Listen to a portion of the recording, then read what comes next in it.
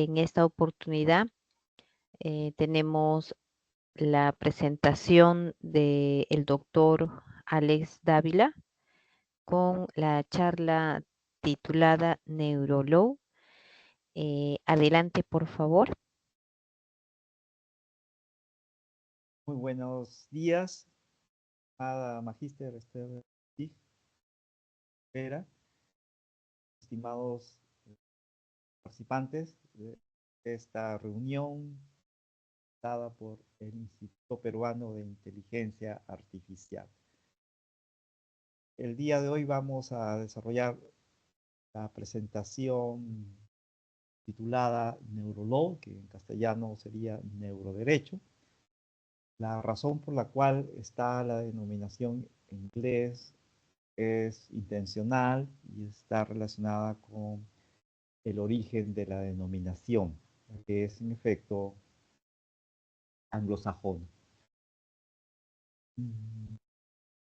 Este tema y esta presentación, en una primera ocasión tuve oportunidad de hacerla el año 2018 como parte de un evento que organizó en la Pontificia Universidad Católica del Perú el grupo Psychology, que es un juego de palabras en inglés para formar una frase que correspondería al nombre de psicología en inglés, pero ligeramente variado, para que aparezca también la denominación en inglés que corresponde a derecho, que es precisamente lo que estamos aquí apreciando. Bien, en la medida que esta presentación antigua voy a realizarla ahora en el contexto de lo que es la temática de la inteligencia artificial, en varios momentos voy a tratar, o sea, de hacer el enlace con la temática propia del instituto y ver cómo este tema podría eventualmente relacionarse y también contribuir al desarrollo de este interés. Empecemos por dar la definición. Taylor, Hart y Tyron en el 91 definieron al neuroderecho como el campo interdisciplinario que describe y predice cómo son y cómo serán aplicados los hallazgos de las ciencias en la práctica del derecho. Por una parte hay un aspecto más testimonial, descriptivo, y por otro un aspecto más prospectivo. Estas consideraciones como tales son características de todos los temas tecnológicos que suponen en términos de lo que es el uso de los mismos en las sociedades, cambios notables. Es, por ejemplo, para el caso de la inteligencia artificial, también válido señalar que hay necesidad de hacer descripción de cómo es que se está usando y también de hacer perspectiva de cómo es que se va a usar. Dar en ese sentido un paso adelante en términos de visión, mirar hacia el futuro es tan importante como ver qué es lo que hay en el presente. Y por supuesto, si damos, digámoslo así, un paso más avanzado, también mirar el pasado, porque el pasado nos puede dar mucha información acerca de tendencias que eventualmente pueden volver a tener lugar y pie en el presente y en el futuro próximo. También el campo, de acuerdo a los autores citados, se ocupa de plantear cómo deberían y cómo no deberían ser usadas las neurociencias aplicadas al derecho. Es decir, hay un aspecto de corte eventualmente normativo en cuanto a su uso.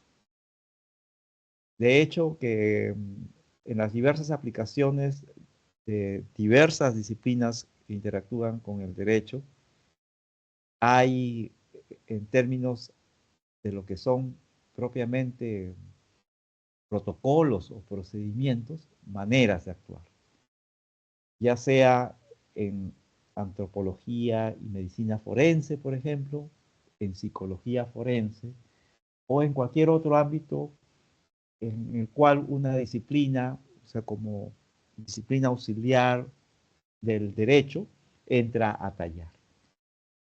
La idea es, desde esta perspectiva de lo que es el planteamiento del neuroderecho, que haya consideraciones similares.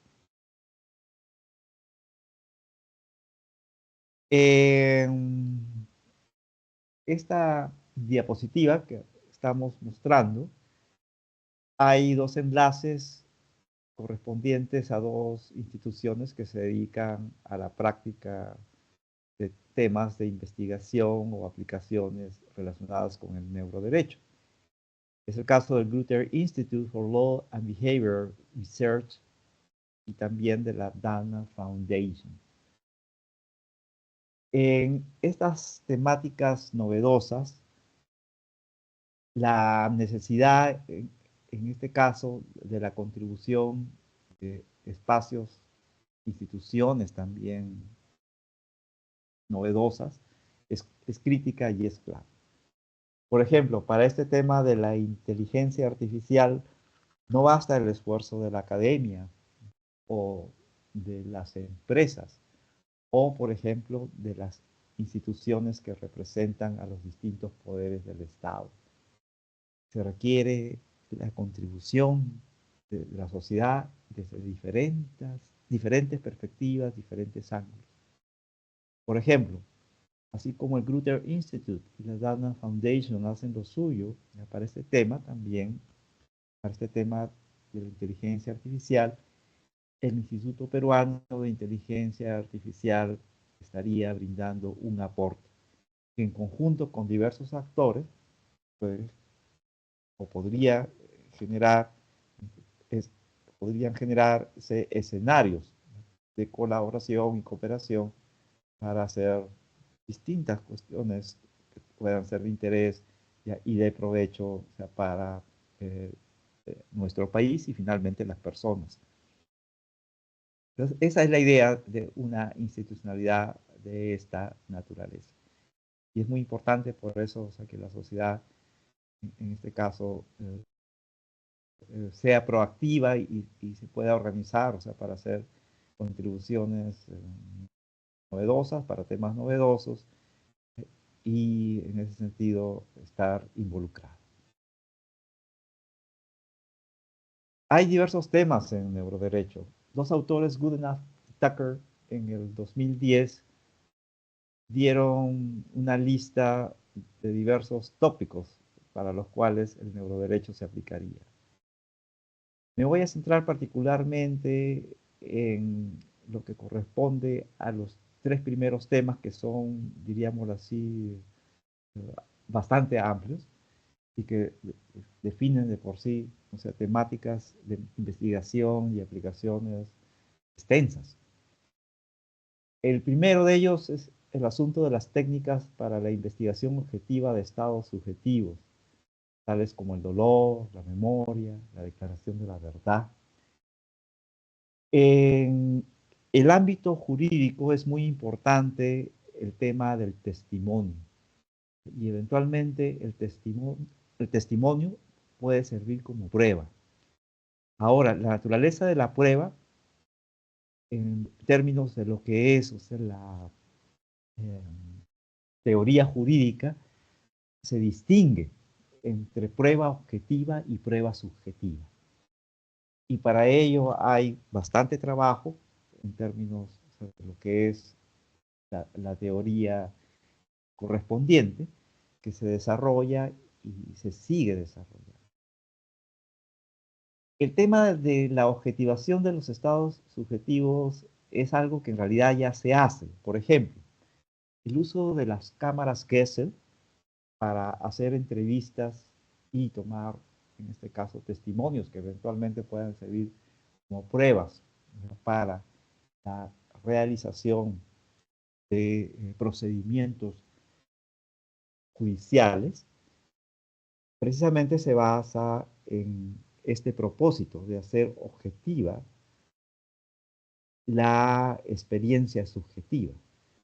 En una cámara Gesell, por ejemplo, si es que hay grabación de video y de audio, se va a poder tener información documentada, registrada, tanto en respecto del contenido, de lo que sería una entrevista, como de los aspectos que están relacionados con la expresión emocional vinculada al movimiento del cuerpo, por ejemplo, o también a la entonación de la voz.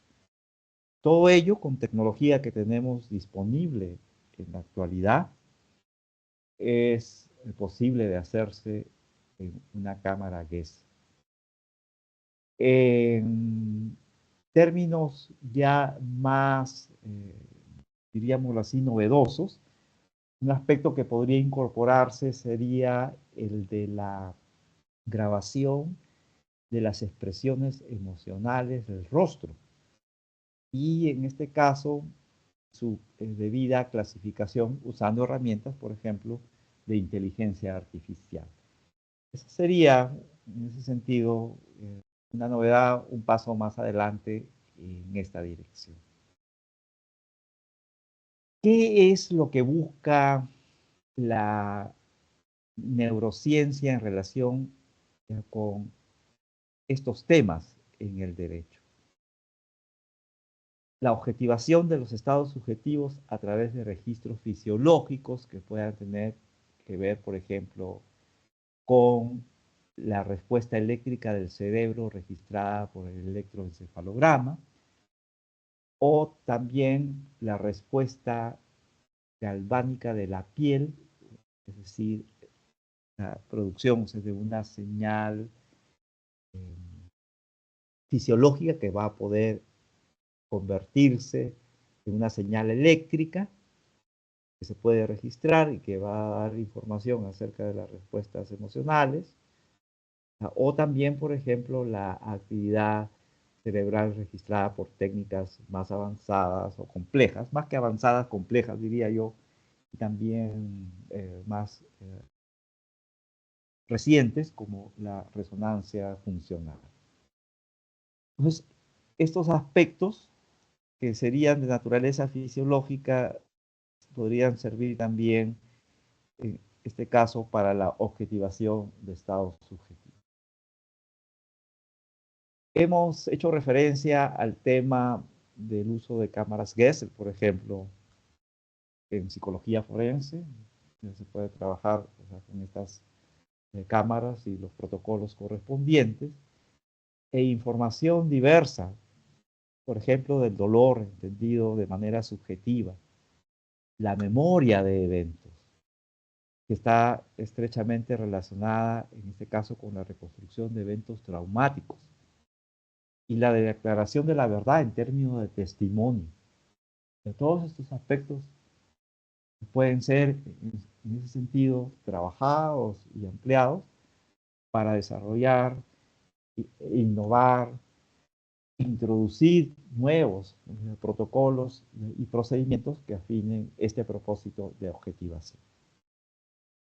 De esta manera, el neuroderecho, así como las diversas disciplinas forenses, o sea, que trabajan con la objetivación, o sea, de actos jurídicos, estarían contribuyendo al propósito de objetivar estados subjetivos o generar información objetiva que de otro modo sería difícil de obtener. Sería el propósito de lo que haría una psicología forense, una antropología forense, por supuesto la medicina forense y así sucesivamente. El segundo aspecto, que ya tiene que ver con algo propio del desarrollo de los procedimientos en el derecho civil y el derecho penal, por citar, o sea, dos grandes campos, es la aceptación de hechos y enfoques de neurociencias en procesos judiciales. Dada la naturaleza novedosa de estos temas, es esperable que partamos de lo que ya tenemos. Y el partir, o sea, de lo que ya tenemos está estrechamente relacionado con lo que pueden aportar los campos forenses ya claramente más establecidos, como el de la medicina forense, la antropología forense, la odontología forense, la psicología forense, por supuesto, y así sucesivamente.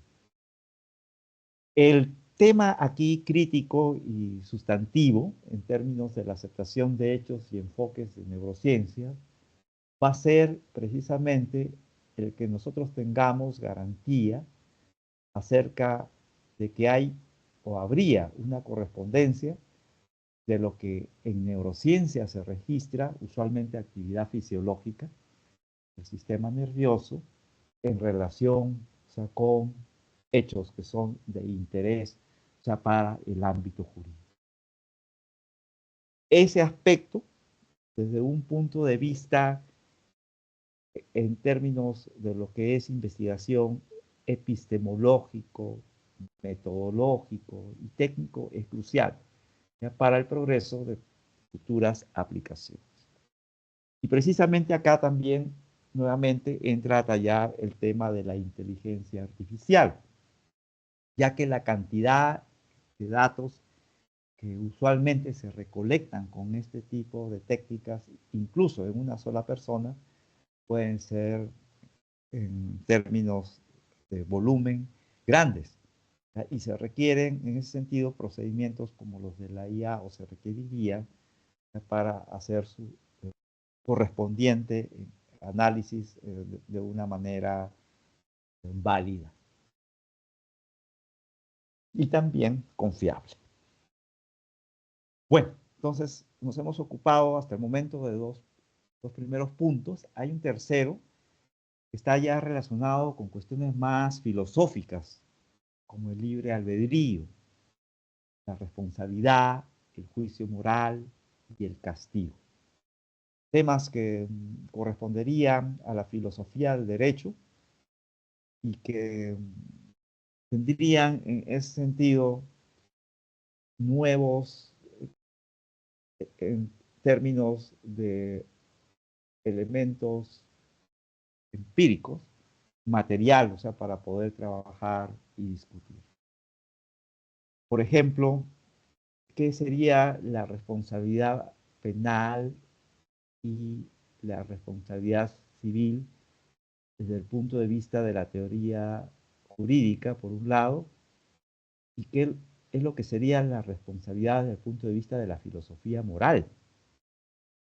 Estos temas son muy interesantes, porque, por ejemplo, desde un punto de vista de filosofía moral, podríamos asumir posiciones en las cuales, en efecto, asumimos que somos personas que podemos libremente decidir hacer o no hacer algo. Pero, sin embargo, también podría haber otras posiciones filosóficas en las cuales se señala ya que es la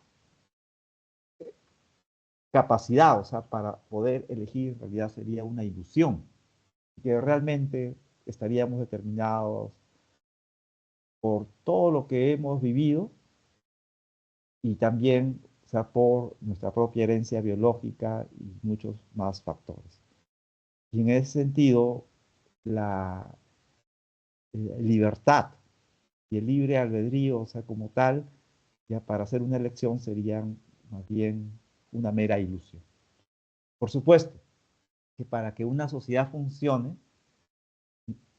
definitivamente, o sea, no podemos tener una visión en ese sentido determinista de esas características.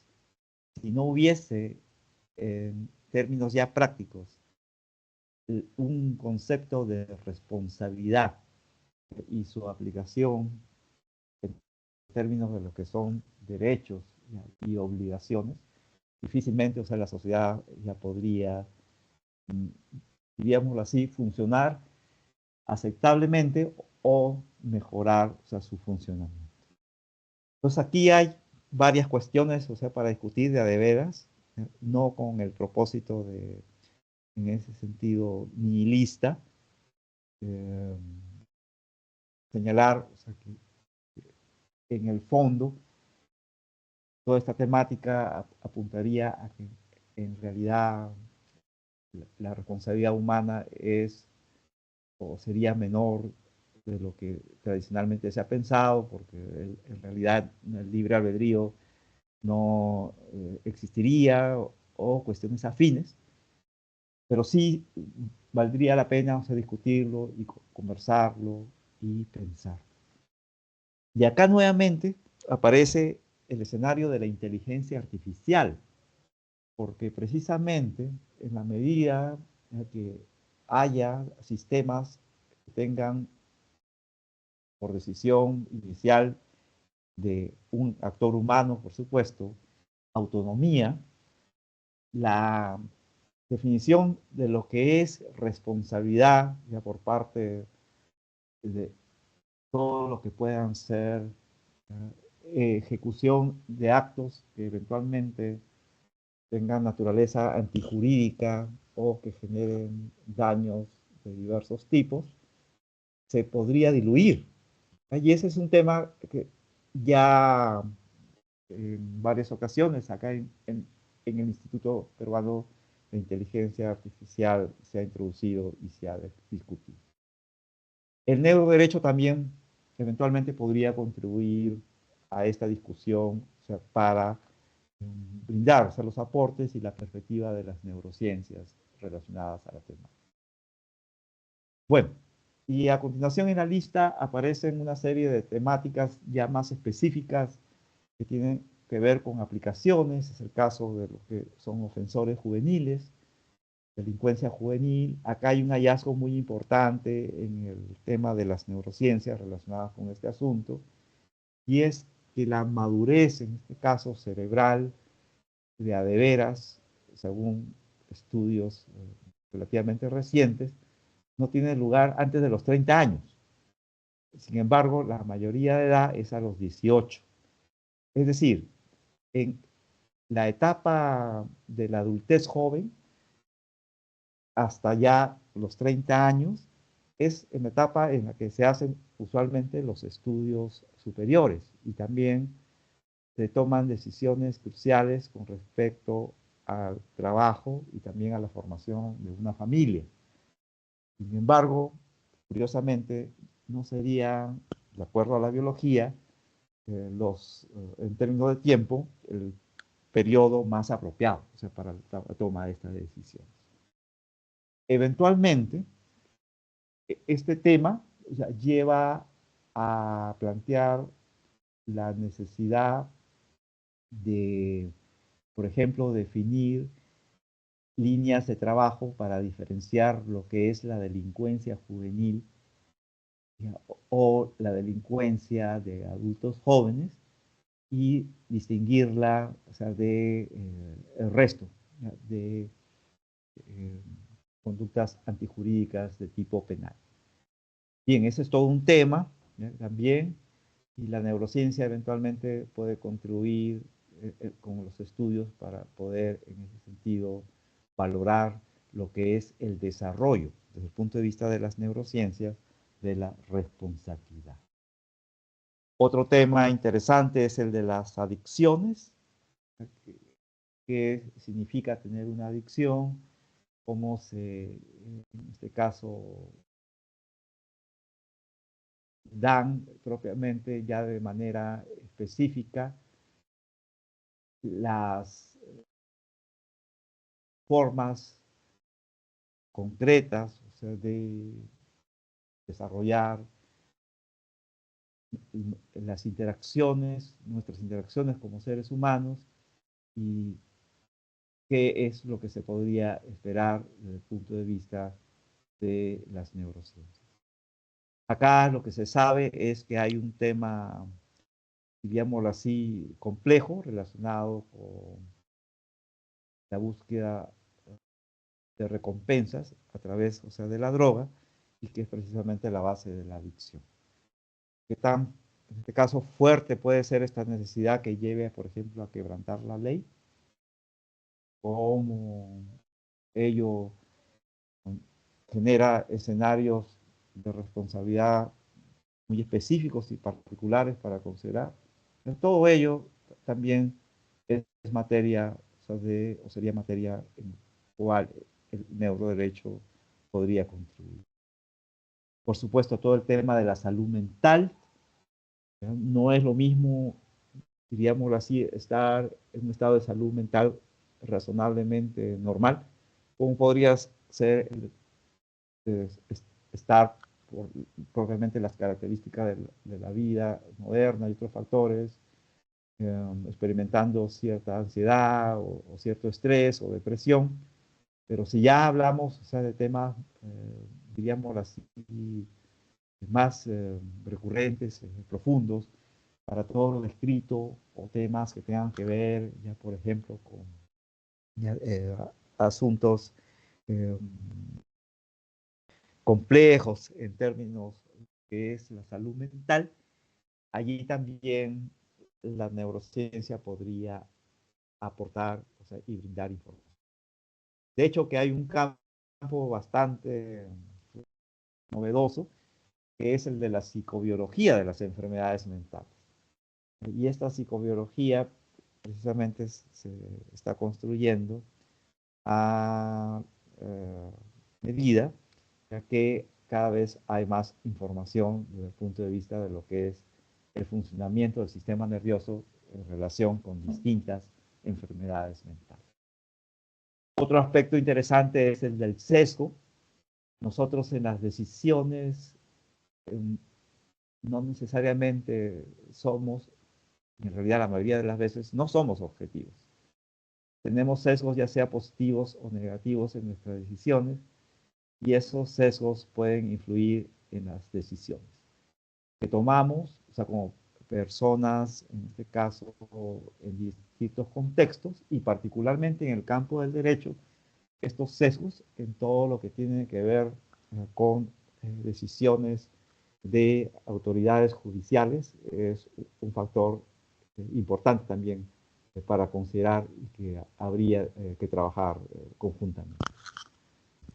El tema de las emociones, ya nos hemos referido en el punto 1 al respecto, cuando hemos mencionado el ejemplo de la cámara Gesell, es, diríamoslo así, un capítulo grande de potenciales aplicaciones. Ya hemos señalado que en el caso de la cámara Gesell, por ejemplo, podrían hacerse registros de las expresiones faciales del rostro y clasificarlas por inteligencia artificial para, en este caso, cuantificar estados emocionales.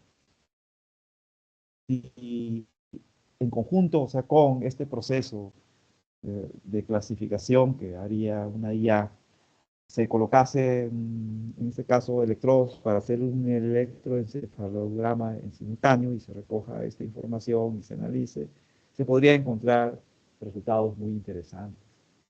Ya que no sería lo mismo, por ejemplo, hacer este análisis y encontrar que hay actividad que procede más de un área del cerebro que tiene que ver, o sea, con el control del comportamiento, la planificación de la acción, que con áreas que tienen que ver más, en este caso, con los recuerdos. Entonces, todo ese tipo de temas se pueden desarrollar y son de veras muy interesantes.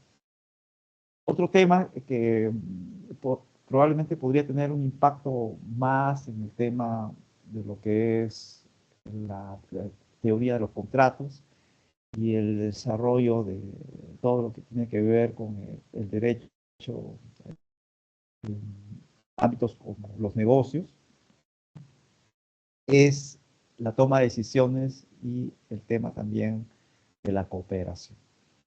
En ese aspecto, la información que nosotros podríamos ya tener disponible en base a los estudios que se han hecho en diversas disciplinas respecto a cómo nos comportamos y cómo es que decidimos, por ejemplo, una inversión, cómo medimos el riesgo, cómo medimos también las potenciales ganancias y pérdidas, cómo entra a tallar, o sea, la ética en nuestras decisiones, qué tan resilientes somos en ese sentido a situaciones eventualmente adversas o demasiado atractivas. Todo ello es un tema que eventualmente podría ser muy interesante y también darnos información desde el punto de vista de las neurociencias. Por ejemplo, para ciertos tipos de puestos en los cuales las decisiones tengan que ver con cerrar negocios de gran envergadura, ¿sería esa decisión conveniente hacerla sin tomar en cuenta lo que coloquialmente denominamos la madurez, en este caso de los actores o consultores? ¿Habrá una forma objetiva de tener un indicador de madurez? ¿Sería en ese sentido apropiado dar la responsabilidad a una persona bastante mayor o bastante joven? Todo ese tipo de consideraciones también pueden entrar a tallar aquí y trabajarse, o sea, para el desarrollo ya de las temáticas y del quehacer concreto de la práctica del derecho.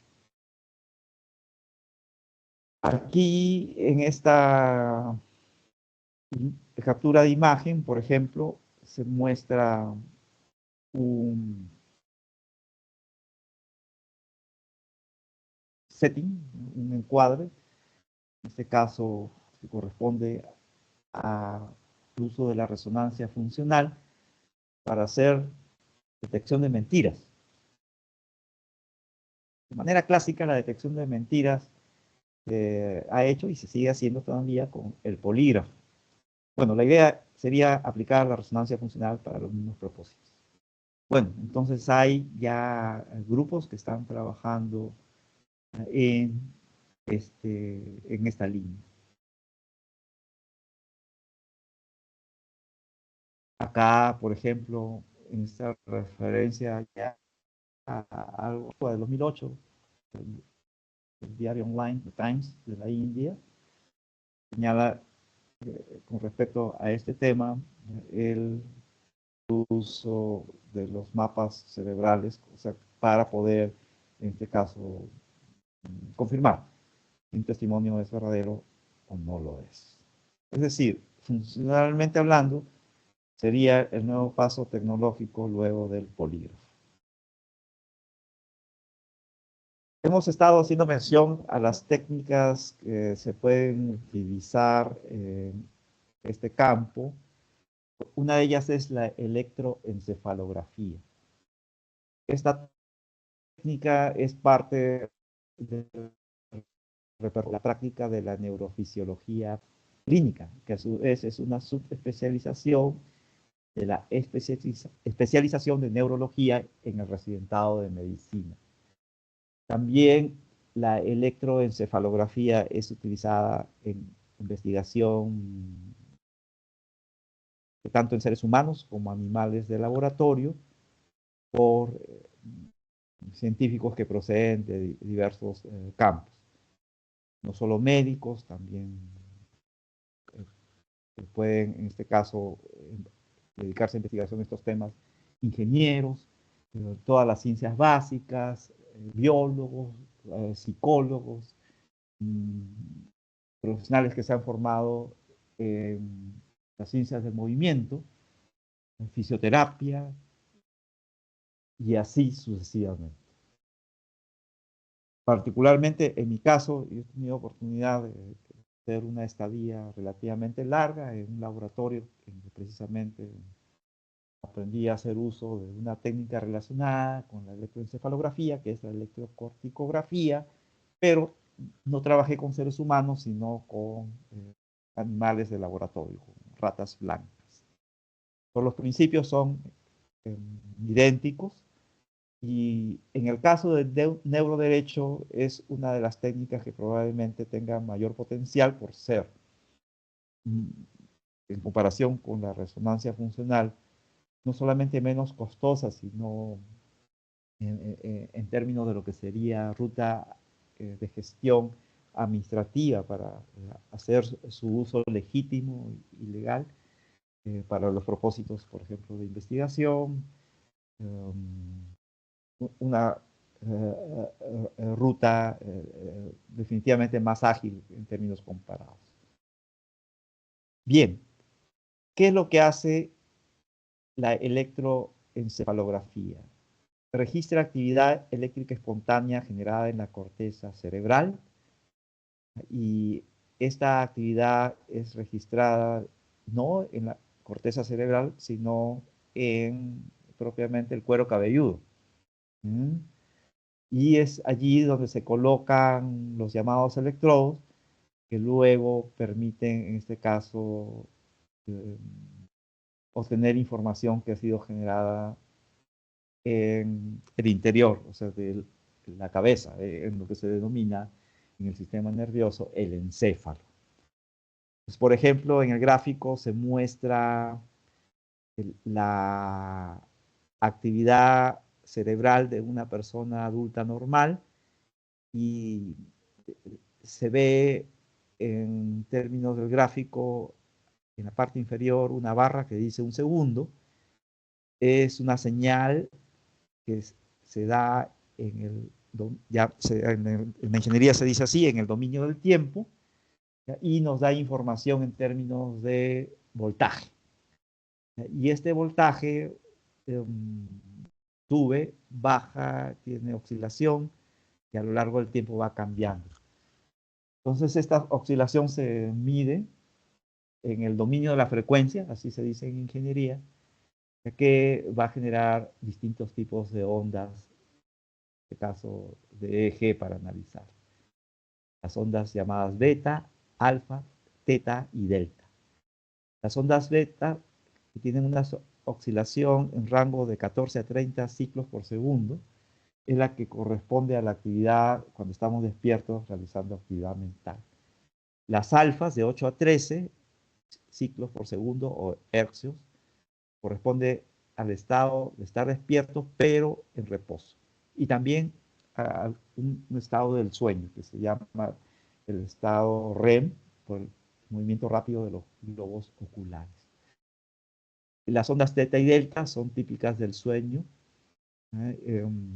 Se llama en conjunto sueño de ondas lentas y allí se distingue propiamente lo que es el estado del sueño profundo. En el caso del sueño profundo, la oscilación en el curso del tiempo es menor y por eso es que también la frecuencia es más baja que, por ejemplo, comparada con la oscilación que se da en la vigilia. ¿Por qué es importante esta actividad? Por esta actividad, en este caso, recibe influencia, no solamente en términos de producción de la corteza cerebral, sino de otras áreas del encéfalo, como el tálamo y una parte del tronco encefálico. Entonces puede ser de mucha utilidad, o sea, para obtener información no detallada de qué parte del cerebro es la que sería la que estaría, en este caso, estando en funcionamiento cuando ocurre o se da algún evento específico, pero sí en conjunto.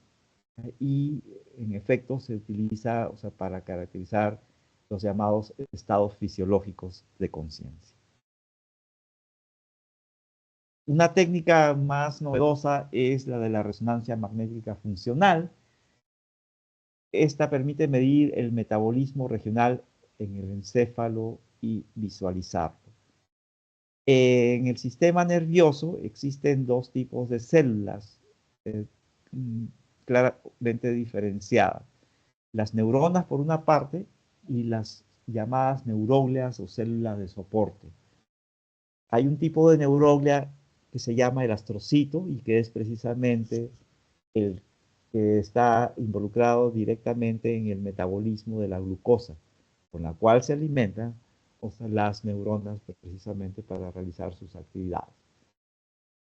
Por supuesto, a partir, o sea, de la glucosa se produce en términos de síntesis y catálisis química nuevas moléculas, ya que son las que en concreto el cerebro a nivel de las neuronas va a metabolizar. Esto es lo que se visualiza a través de la resonancia funcional. No se visualiza en realidad la actividad de las neuronas en conjunto, sino más bien la actividad metabólica de estos astrocitos, que son las células de soporte.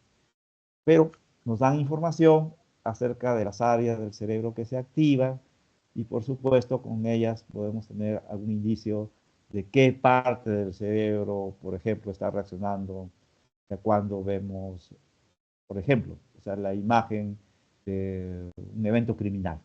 Ese tipo de detalles se pueden, en este caso, correlacionar con este tipo de actividad.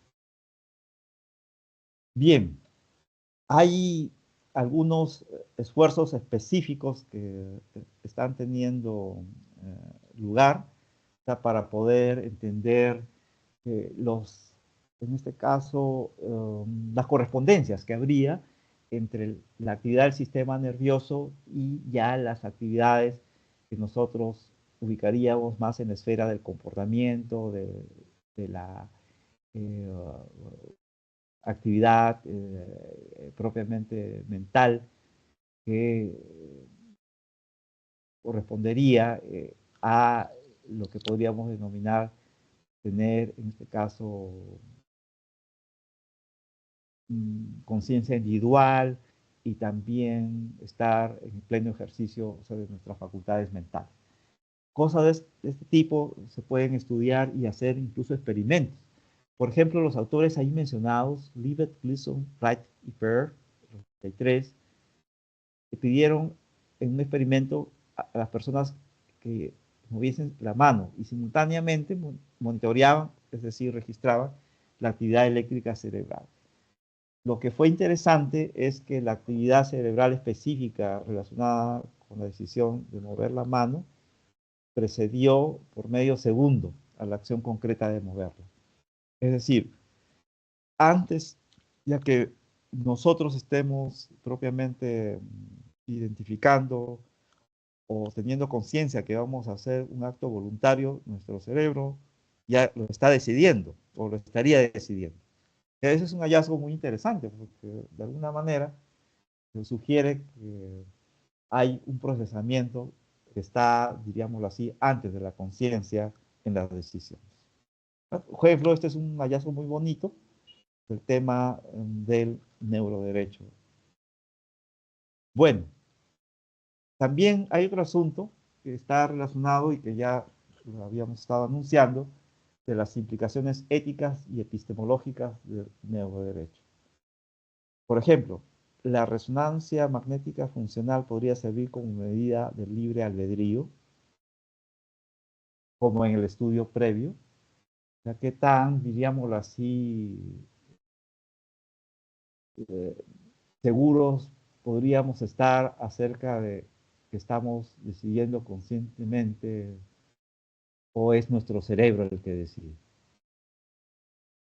En ese sentido, si fuera el cerebro realmente el ejecutor, sería una ilusión realmente el acto de decidir que experimentamos como experiencia subjetiva, o sería en ese sentido pertinente conservar en términos de lo que es una visión acerca de la naturaleza del ser humano, la antropología jurídica, el dualismo en derecho, de manera tal que diferenciemos claramente lo que es la experiencia consciente para una decisión y su concreción.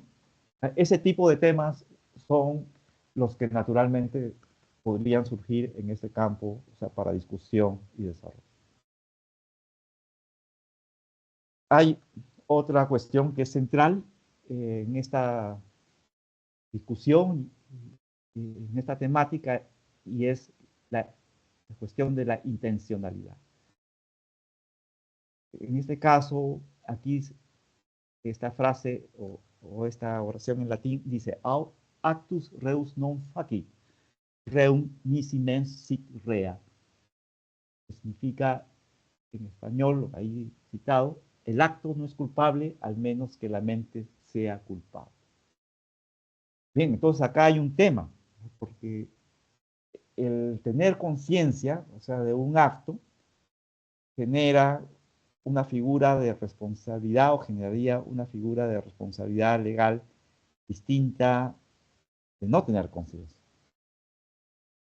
Aquí lo complejo es que es un requerimiento legal que no puede ser medido concretamente y que eventualmente técnicas que se usan en neurociencias podrían servir.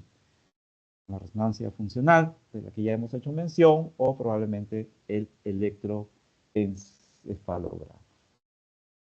Pues aquí el asunto también tiene, para mí, particularmente algunas resonancias más de corte de teología moral, cristiana, católica específicamente, porque el acto de la confesión, o sea, como tal, en términos de sacramento, supone varias consideraciones para que ésta pueda ser realizada apropiadamente.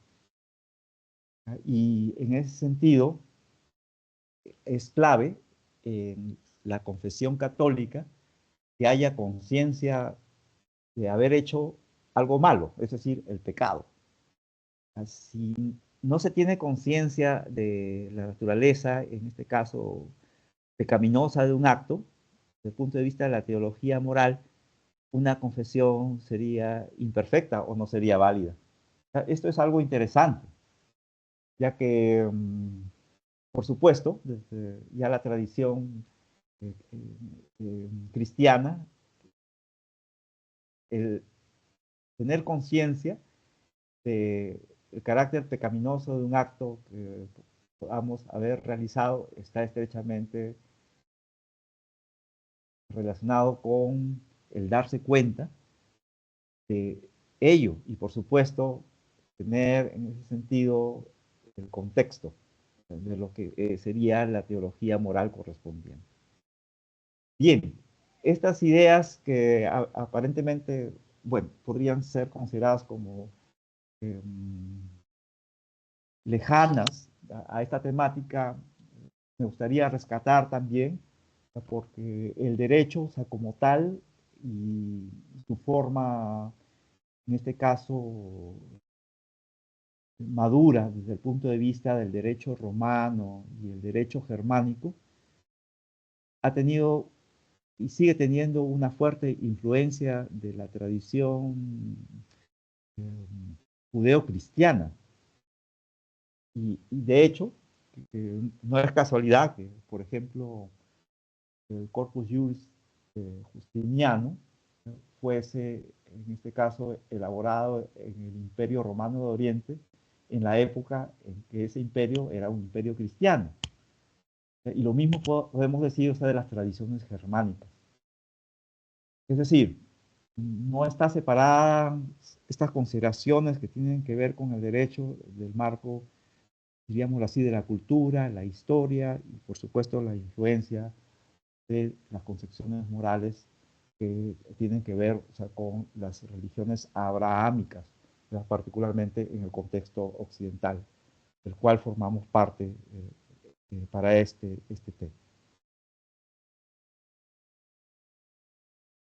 Otro aspecto que también es abordable desde el punto de vista del neuroderecho es la capacidad mental. Se podrían hacer escaneos cerebrales como medida de capacidad cerebral asociada con ciertas capacidades morales cognitivas. Por ejemplo, estaría la capacidad mental relacionada con las posibilidades de acción de un sujeto y de allí se desprenderían los deberes que tendría y su responsabilidad y culpabilidad. Si es que hay en este caso una conducta antijurídica, podríamos atribuirla a defectos mentales o a culpabilidad moral. Y de acuerdo a ello, la justicia se podría plantear de manera restaurativa o transformativa. Aquí hay muchas cuestiones también para discutir y plantear. y para las cuales, en general, antes, o sea, de la aplicación de cualquier tecnología, obviamente requerimos hacer consideraciones en varios ámbitos, filosóficos, ya por supuesto, jurídicos, todas las contribuciones de las ciencias sociales, tanto clásicas como las más nuevas, por supuesto, o sea, los aportes, o sea, de la tecnología, las diversas ciencias básicas que tienen que ver, o sea, con esos temas. Y nuevamente, en mi caso, insisto en la necesidad de mirar hacia atrás, o sea, mirar, o sea, la tradición filosófica y teológica de, del pasado, que nos puede ayudar también mucho en estos asuntos. En el contexto ya propiamente jurídico del ámbito anglosajón existe la llamada common law, que es una forma, o sea, de hacer derecho y en la cual se usan testigos especializados en neurociencias. En este aspecto, en el ámbito anglosajón es posible llamar a testigos que son profesionales para que rindan un testimonio con respecto a una temática específica como expertos. Y para ello, por supuesto, se requiere que el testigo esté calificado y que esté reconocido, tenga un conocimiento especializado, que tenga un entrenamiento, un estudio, experiencia y que esté basada su opinión en dicho. Nuestro contexto también lo tenemos. De hecho, que el concepto de perito, ámbito forense, es lo que estaría directamente relacionado con esta especificación. En ese sentido, aquí hay un antecedente que es, en este caso, considerado en el ámbito del neuroderecho como útil, o sea, para entender lo que el neuroderecho podría ser a futuro, y fue el caso de Frye versus los Estados Unidos en 1923. Y acá lo interesante de este caso es que se discutió la admisibilidad, está mal escrito eso, del polígrafo como evidencia, es decir, la información obtenida con el polígrafo. Entonces acá la conclusión fue que la opinión del experto basada en una técnica solo es admisible donde la técnica es aceptada generalmente como confiable por la comunidad científica relevante. Es decir, es un tema que tiene que ver con la opinión, o sea, que la comunidad propiamente brinda. Por supuesto, de una manera menos, en este caso, potencialmente sesgada, más neutral, tendría que basarse en indicadores o métricas plenamente objetivas para ello. En el 75 se generó un estándar que se llama el estándar Dover, en el cual la Corte Suprema de los Estados Unidos legisló el test de Frye había sido superado por las reglas 302 de las reglas federales de evidencia del 75. Estamos hablando más de 6 décadas y fue precisamente la jurisprudencia que permitió establecer el estándar Dover en aquel entonces. Un caso entre, en este caso, como ahí se señala, Dover y Merrell Dow Pharmaceuticals, el 93, para no usar el test de Frye. También General Electric versus Joyner, en 97, para excluir el testimonio de expertos cuando hay vacíos entre la evidencia proporcionada y sus conclusiones. Y Kumho Tire Company versus Carmichael, en 99, para definición del juez como protector de cualquier testimonio experto, incluyendo el testimonio no científico. Entonces aquí hay varias cuestiones que están relacionadas con derecho procesal. en este caso, derecho procesal de tipo civil. Y por supuesto, es crítico, como nosotros bien lo sabemos, que es lo que califica propiamente como evidencia, qué metodología es aceptada o procedimiento para generar una prueba y así sucesivamente.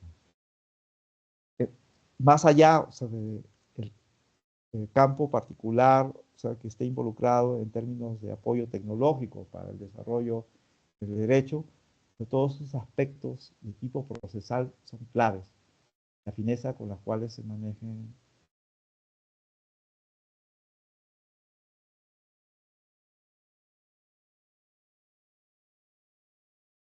Aquí está la regla 702, ustedes pueden verla, está en una página de la Universidad de Cornell y señala, en este caso, cuáles son las condiciones para que un testigo calificado pueda testificar. Y como se puede ver, aquí hay un estándar bastante claro y definido y que apunta a cumplir todos los requisitos que deben cumplir. Entonces acá el rol, en este caso, de asesoría que cumpliría el especialista, científico, técnico, de cualquier otro conocimiento, ¿ya? Al, en este caso, profesional del derecho. El hecho de que el testimonio esté basado en hechos o datos, que esté basado en principios confiables y en métodos confiables, y que el experto haya aplicado de manera confiable estos principios y métodos a los hechos del caso. Es decir, esta regla 702 sería realmente algo muy valioso que pudiese definirse como un estándar en la práctica procesal. Es decir, estamos en este caso enunciando una regla en la que claramente se está haciendo uso de principios de pensamiento científico, ¿ya? Para poder sustentar evidencias y construir pruebas. Este tema también es en sentido universal, no está restringido, por supuesto, al tema del neuroderecho, se aplicaría a cualquier ámbito en el cual se haga ciencia jurídica y forense, y por supuesto, en términos de lo que serían contribuciones y novedades desde el punto de vista del neuroderecho y de la inteligencia artificial con mayor razón. Y precisamente ya habiendo estos elementos y estas consideraciones, la idea sería dar un pasito más en ese sentido, contribuyendo a la estandarización, la mejora y transparencia de los procesos y así sucesivamente. Entonces el estándar Dobbert, ya en términos de su especificación, es lo que allí, o sea, se señala. El juez asegura que el testimonio científico experto procede de un campo científico, que es relevante para la tarea y está basado en sustento confiable. Dice que una conclusión calificará como científica si el proponente puede demostrar que es el producto de una metodología de esa naturaleza, y habrá factores ilustrativos para probar que la metodología es científica. Formulación de hipótesis, conducir experimentos para probar o falsear las hipótesis y así sucesivamente.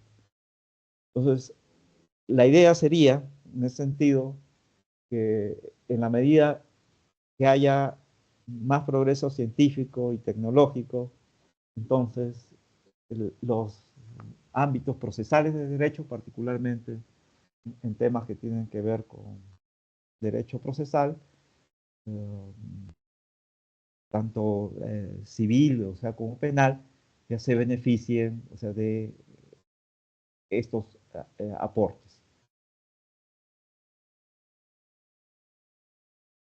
Acá hay una lista de factores ilustrativos, por ejemplo, si se puede y algo ha sido probado, si ha sido sometido a revisión por pares y publicación, en el caso de sea una técnica, la tasa de error que sea conocida y que sea aceptable, y si la teoría o técnica empleada está aceptada en la comunidad científica. Entonces, aquí es esto importante porque, por ejemplo, podría haber discusión acerca de la consolidad de un procedimiento como el polígrafo, ¿no? Y eventualmente de cualquier procedimiento que nosotros podamos aplicar en los ámbitos forenses. Entonces, todo en términos de perfectividad supone que hay horizontes de mejora y de progreso y que eventualmente se pueden ir afinando y también corrigiendo, en este caso, las potenciales aplicaciones y contribuciones. También un factor ilustrativo que se considera es que la investigación, en este caso que respaldaría el uso de un procedimiento, haya sido conducida independientemente del litigio particular que haya o haya dependido de la intención de proporcionar un testimonio. Entonces, hay en ese sentido consideraciones específicas que hacer, ya que la intencionalidad, obviamente, o sea, de los actores en un tema procesal es importante, como todos eh, tenemos pleno conocimiento. Por ejemplo, la admisibilidad del uso de la resonancia funcional como técnica de detección de mentiras para reemplazar en efecto al polígrafo. Se dio un caso de Estados Unidos versus Lawrence and Rao, el 2010.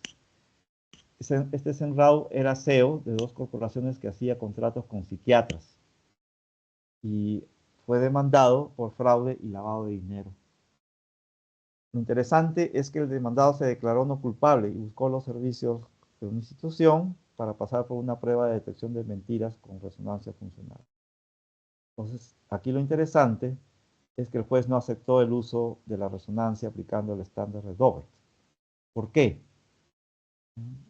Aquí es clarísimo que el CEO, o sea, como tal, o la persona en este caso demandada, había sido CEO de dos corporaciones relacionadas con el tema.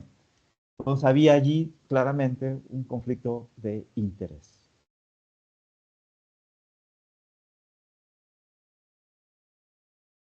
Y más allá, o sea, de todo lo que pueda suponer y eventualmente también con la contribución de la inteligencia artificial, o sea, se logren más avances en estos temas, las limitaciones de la detección de mentiras con resonancia funcional y en general con cualquier medida fisiológica es algo que hay, diríamoslo así, que tomar con pinzas.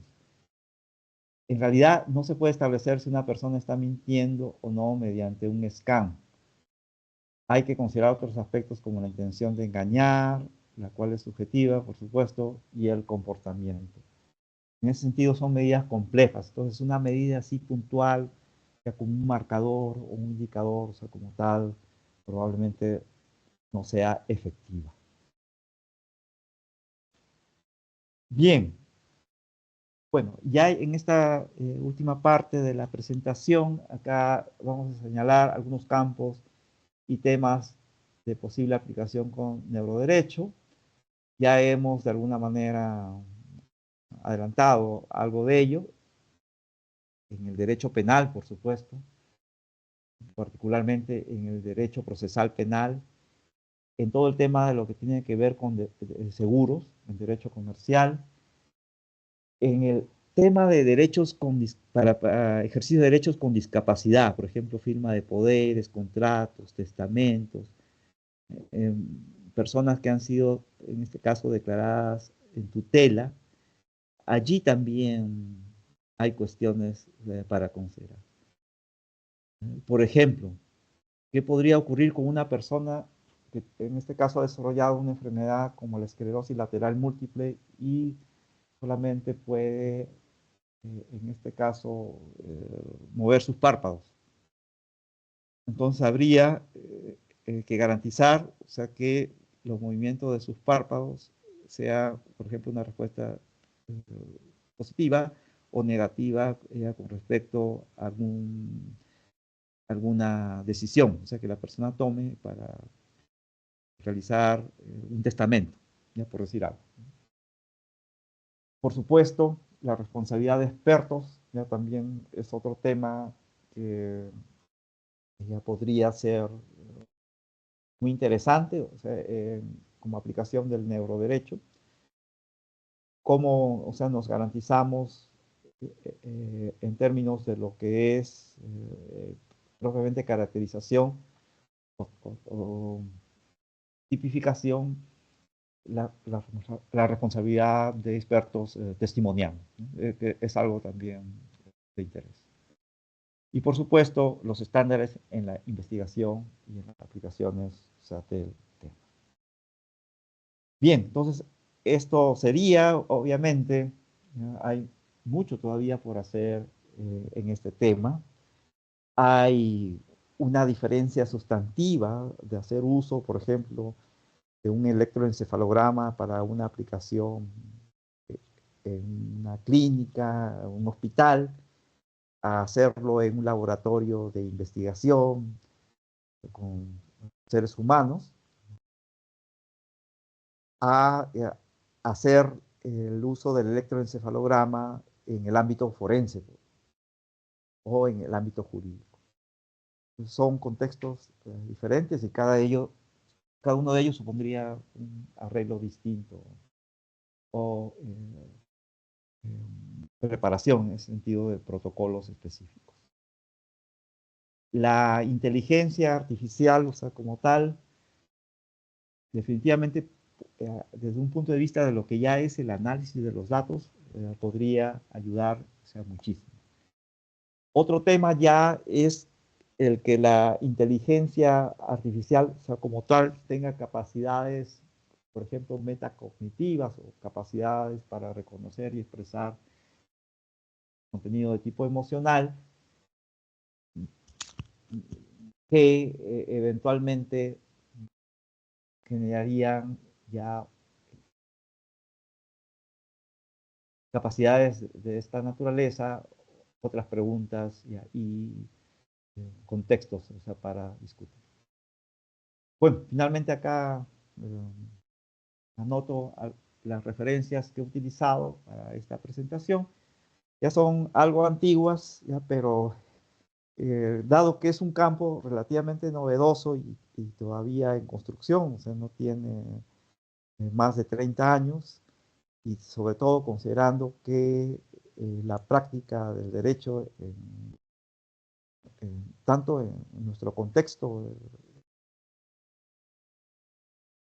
nacional, acá en Perú, como en cualquier lugar del mundo, no es, o sea, que de la noche a la mañana pueda, en ese sentido, incorporarse las innovaciones o se abran los espacios. Todo ello sigue un proceso, diríamos así, relativamente pausado, lento, pero en la medida, o sea, que se vayan identificando más oportunidades y haya más espacios para innovación, también para investigación, de hecho que va a ser muy interesante y muy atractivo. Bueno, sin más que decir, entonces es muy grato agradecer al Instituto Peruano de Inteligencia Artificial nuevamente por esta oportunidad. Muchas gracias, estimado doctor Alex Dávila. Si me permite, quería formularle dos preguntas, por favor. Muy amable, estimada magíster Esther Lucis Rivera. Quedo atento a sus preguntas. La primera pregunta sería, ¿qué pasos tendría que darse en el contexto peruano para aplicar los hallazgos de las neurociencias en el ámbito jurídico? Muchas gracias por su pregunta. Uno de los primeros pasos que quizás podría darse es el tema curiosamente, la aplicación de la inteligencia artificial para la disminución de las cargas procesales, en términos de lo que es gestión de datos, ¿no? Y organización. Entonces, ese aspecto sería interesante y eventualmente podrían utilizarse sistemas, en este caso de inteligencia artificial, que sean eh, más avanzados para que tengan ese carácter cooperativo, o sea, con los expertos o los gestores jurídicos responsables de la gestión de estas cargas. Ese sería un aspecto de contribución muy interesante. Y el otro aspecto del cual yo partiría es darle duro al tema de las cámaras de Kessel, ¿ya? Para hacer más investigación y aportes e introducir novedades en su uso. Por ejemplo, utilizando software para hacer reconocimiento facial de emociones, análisis de la entonación de la voz, ¿ya? Y quizás más adelante, y si lo amerita propiamente el caso, hacer la introducción de lo que sería la, la toma, o sea, de la actividad eléctrica cerebral mientras está realizando una entrevista. Pero eso sería ya, diríamos así, ameritado por el caso y si no hubiese otra forma de hacerlo. Y por supuesto con todos los permisos de consentimiento o asentimiento que corresponde. Ujú. Así es. Muchas gracias por responder esa pregunta. La siguiente pregunta es, ¿se podría aplicar la inteligencia artificial a las neurociencias del derecho? Sí, sí, muchas gracias por esta nueva pregunta. De hecho, que el neuroderecho o las neurociencias del derecho, o sea, como tema, no es lo mismo que la inteligencia artificial. Es más, el neuroderecho como tal surge y aparece como una novedad un poco más de 30 años antes, o sea, de lo que ahora es el boom de la IA.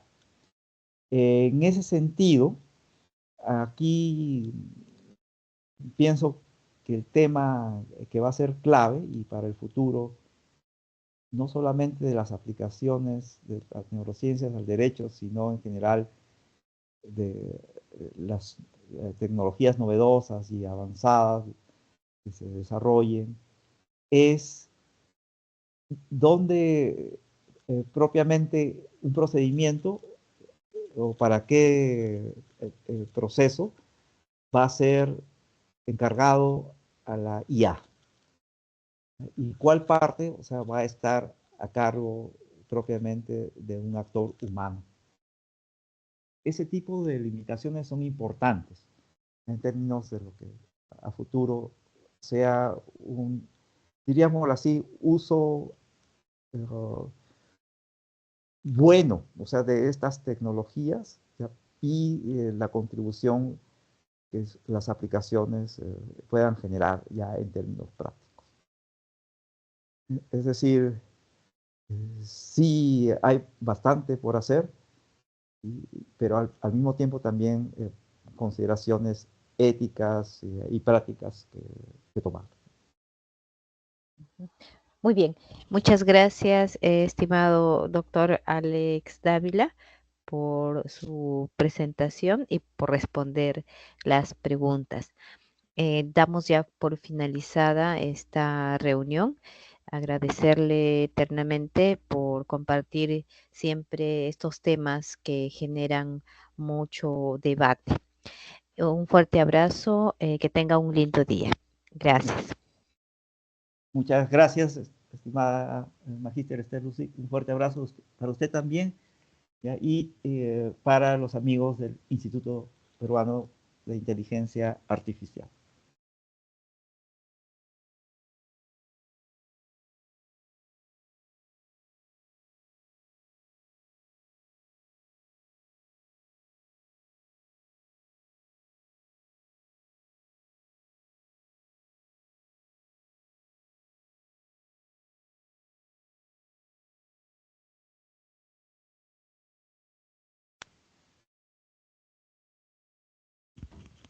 Ya, ¿no?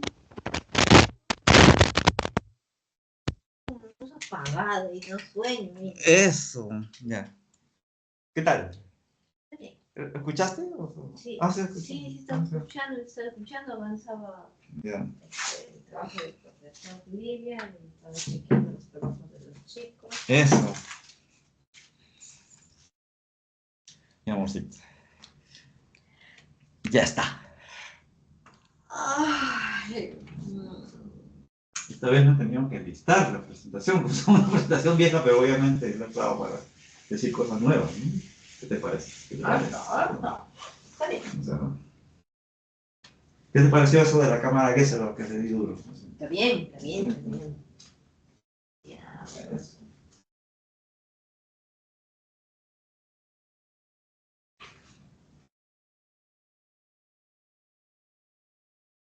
¿Se escuchó bien ahora sí? Sí, ahora sí, no había ninguno de estos Ese chasquido. no sé qué será realmente. Entonces es tu... Lenovo, creo. No, tiene algo, sí. Dios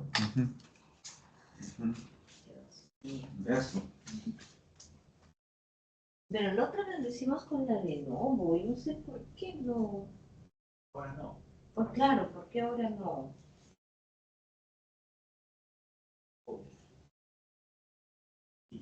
Tú no. Ve el otro. Ve el otro. Ya. Ay, ya el otro ya. Está aparece el Eric.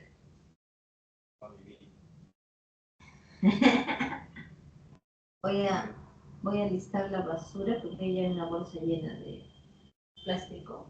Ya. Va a separar porque hay botella, Ya. cartón, parece.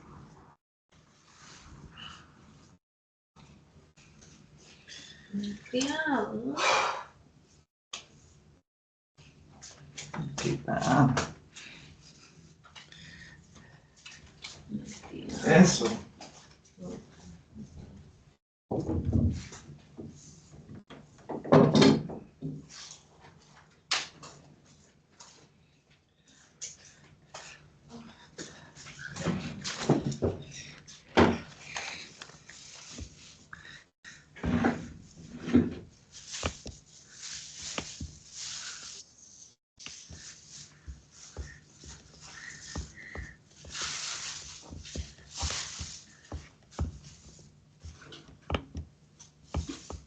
Chat, pues,